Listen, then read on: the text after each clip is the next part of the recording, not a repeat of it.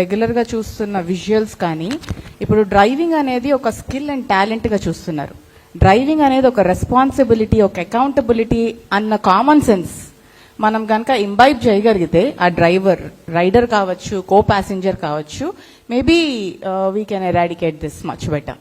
Because the most happening accidents targeted age group ఏదంతా ఉంది అని అనుకుంటే it's from 14 to approximately 28, right? So which is an age group of not much holding responsibility. So వాళ్ళకి ఆ baggage అనేది చాలా తక్కువ. So they are prone to this.